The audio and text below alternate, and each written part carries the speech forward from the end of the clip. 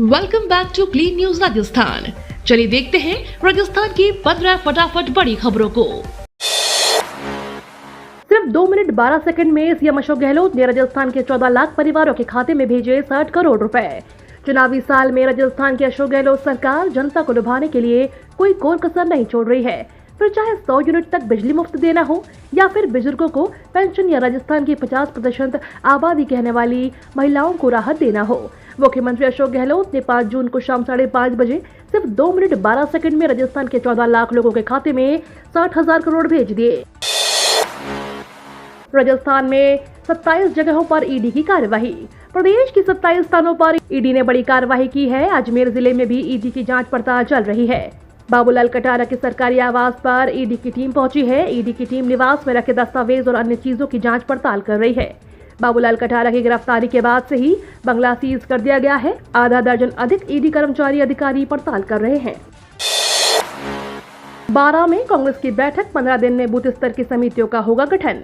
12 में अखिल भारतीय कांग्रेस कमेटी के राष्ट्रीय सचिव एवं राजस्थान प्रदेश सह प्रभारी वीरेंद्र सिंह राठौर ने कांग्रेस जनों की बैठक ली। कांग्रेस जिला संगठन महामंत्री कैलाश जैन ने बताया कि राजस्थान प्रदेश के सह प्रभारी वीरेंद्र सिंह राठौर का कांग्रेस जनों ने स्वागत किया। उड़ीसा के बालासोर में हुए भीषण ट्रेन हादसे में दिवंगत हुए व्यक्तियों को कांग्रेस जनों ने बैठक से पहले 2 मिनट का मौन धारण कर उनकी आत्मा की शांति के लिए श्रद्धांजलि अर्पित की। बैठक में प्रदेश सह प्रभारी वीरेंद्र सिंह राठौर ने कहा कि सभी कांग्रेस जनों को एकजुट होकर पूरी ताकत के साथ इस चुनाव में कार्य करते हुए पुनः कांग्रेस की सरकार काबिज करवानी है। पायलट के पेपर लीक मुद्दे पर ईडी की एंट्री, सूबे में ताबड़तोड़ छापेमारी। राजस्थान में पेपर लीक केस एक बार फिर से सुर्खियों में आ गया है। सचिन पायलट के अल्टीमेटम पर गहलोत सरकार की ओर से तो अभी तक कार्रवाई नहीं हुई, लेकिन प्रवर्तन निदेशालय ने टीमों के पेपर लीक घोटाले में कल राजस्थान में आरपीएसपी मेंबर और मेंबर माफियाओं के ठिकाने समेत 28 स्थानों पर छापेमारी की। ईडी की इस कार्रवाई से सूबे की सियासत गर्मा गई है। मुख्यमंत्री अशोक गहलोत ने ईडी की कार्रवाई पर कई सवाल खड़े कर दिए। वसुंधरा राजे होंगी बीजेपी सीएम फेस। सर्वे के बाद भाजपा का आया रिएक्शन। राजस्थान में साल के आखिर में विधानसभा चुनाव होने हैं। ऐसे में प्रदेश के राजनीतिक भविष्य में अपनी भूमिका निभाने के लिए पार्टियों ने जोर लगाना शुरू कर दिया है। ऐसे में राजस्थान की राजनीति में बहुत बड़ा सवाल सामने आ रहा है, जिसमें वह पूछा जा रहा है कि राजस्थान में भारतीय जनता पार्टी का सीएम फेस कौन होगा। इस सवाल को लेकर सी वोटर ने राजस्थान में एक सर्वे कर डाला। सर्वे में आए नतीजे राजस्थान के पूर्व सीएम वसुंधरा राजे के पक्ष में गए। इस सर्वे में ज्यादातर लोगों का मानना था कि राजस्थान में बीजेपी का सीएम फेस वसुंधरा राजे को बनना चाहिए। अपनी सोच पर अड़ जाते हैं पीएम मोदी।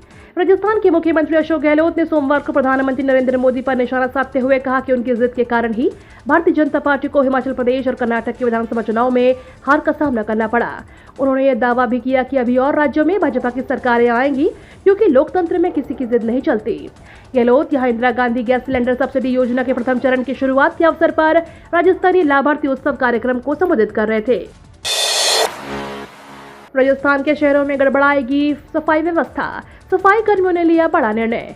राजधानी सहित प्रदेश भर में आज मंगलवार से सफाई कर्मचारी हड़ताल पर रहेंगे, जिससे शहरों में सफाई व्यवस्था गड़बड़ा सकती है। संयुक्त वाल्मीकि एवं सफाई श्रमिक संघ के नेतृत्व में सोमवार को नगर निगम हेरिटेज में सफाई कर्मियों की बैठक हुई, जिसमें सफाई कर्मचारियों की भर्ती विज्ञप्ति जारी नहीं करने की मांगे और मानने तक कार्य बहिष्कार करना जाएगा। इससे प्रदेश भर में 30,000 से अधिक सफाई कर्मचारियों की हड़ताल पर जाने की बात कही जा रही है। राजस्थान में छाया मौसम का षड्यंत्र, 7 जून को बारिश का येलो अलर्ट जारी। राजस्थान में अगले 48 घंटे बेहद खतरनाक होने जा रहा है। प्रदेश में 7 2 पश्चिमी विक्षोभ और 3 चक्रवात तंत्र विकसित हुए हैं। इसके कारण अगले 48 घंटों के दौरान जबरदस्त बारिश होगी और प्रदेश में अंधड़ आएगा। पाकिस्तान में बन रहे चक्रवात की गति 70 किलोमीटर से अधिक हो सकती है। ऐसे में तूफान भी बन सकता है। इसके कारण प्रदेश में नुकसान की संभावना बनती जा रही है। मौसम विभाग ने आज 6 जून को जयपुर और बीकानेर संभाग के जिलों में अलर्ट जारी किया है। वहीं 7 जून को अलर्ट जयपुर, भरतपुर, कोटा, अजमेर, जोधपुर, बीकानेर में जारी रहेगा। इस दौरान संभागों के कई जिलों में जबरदस्त बारिश और आंधी के कारण ओलावृष्टि भी देखने को मिल सकती है।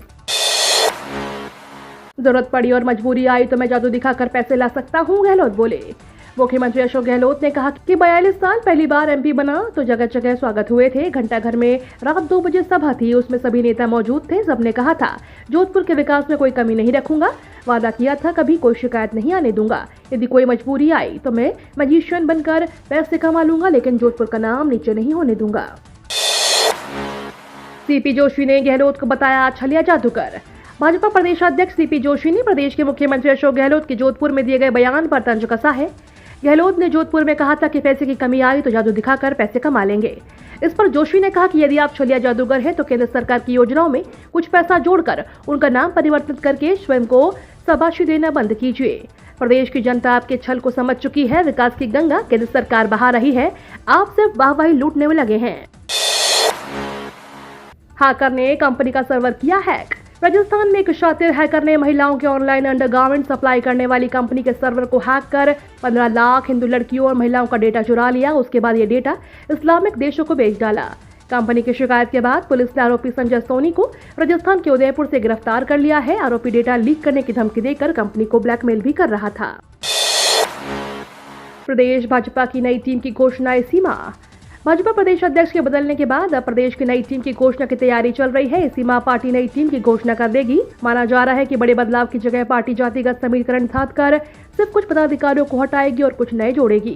पार्टी सूत्रों के अनुसार नई टीम को लेकर चर्चा हो चुकी है और यदि किसी तरह की दिक्कत नहीं आई तो हो सकता है कि अगले सप्ताह नई टीम की घोषणा हो जाए।